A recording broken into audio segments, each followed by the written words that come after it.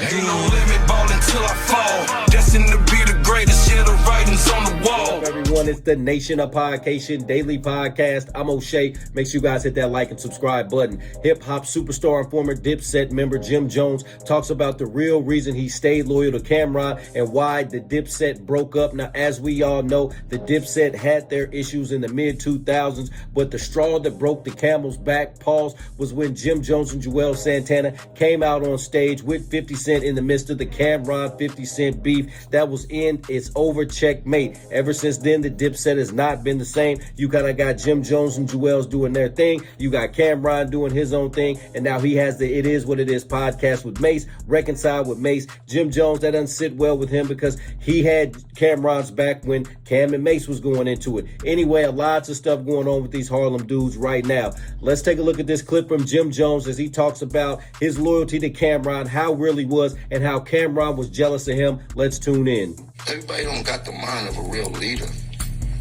In my memory, like, yo, that was the last trip. Who reached out to who when you went out to perform? Cause I had Ballin'. I had the hottest record at the time. My record was hotter than 50's records at the time when Ballin' spanked out and shit like that. When Cam did this shit with calling the station up over the cop shit and all that shit, I felt that was childish. That wasn't, like, you don't press no real buttons and you're not about to come outside when it's time to really get active, nigga. So how dare you do some weak shit like that that really didn't hold no merit? Like, you start going crazy over Koch, over a white man that been jerking us since we got signed there. And whatever backdoor deals you had with him serves you more advantageous than it served me.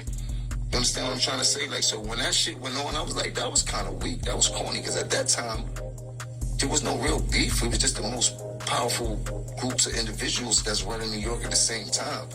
So in my mind, I was like, it's more advantageous for us to try to figure out how else to start to move and do tours and really go crazy and figure out, because that we were sizzling, but this.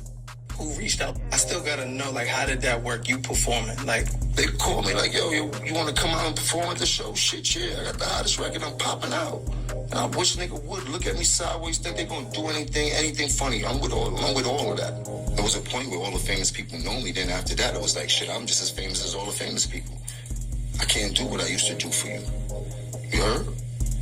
Somebody got to do that for me right now, because I'm super lit. You heard? But I put my life on the line for all of this shit, and you know, and everybody knew that. But niggas wasn't doing the same thing in return.